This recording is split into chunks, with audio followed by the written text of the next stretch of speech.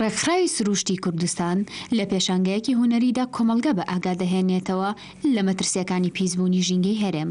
لە ئەنجومەنی پارێزگای سلێمانی ڕێکخراوی سروشتی کوردستان بە هاوکاری لیژنەی تەندروستی پارێزگای سلێمانی پێشانگەیەکی هونەریان کردەوە کە تێیدا پێک هاتبوو لە کۆمەڵێک وێنە و تابلۆ کە پیسبوونی سروشتی کوردستان و مەترسی بۆ سەر خەڵکەکەی خراپبۆیە ڕۆ.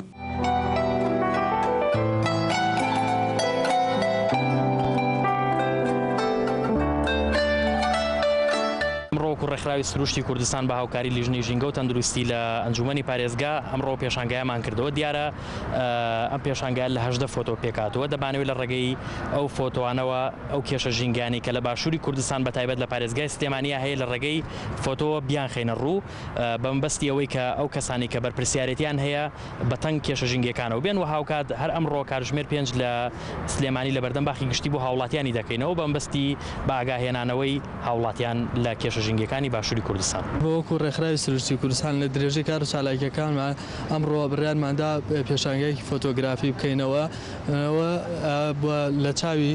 لە چاوی دە فۆتۆگرافەرەوە ڕۆ کێشە ژینگەیەکانی باشووری کوردستان بە تایبەتی ناوچە سلێمانی پارێزگای سلێمانی بخەینە ڕوو. ئەم ئەڵقەی پرۆگرامی ئاوێزەمان پێشکەشکردن بۆ بینینی گشت بڕگە و بابەتەکانی کەناڵی گەلی کوردستان و ئەڵقەکانی پێشی پرۆگرامی ئاوێزە سەردانی جیکەی سات.tv بکەن. خواتان لەگەڵ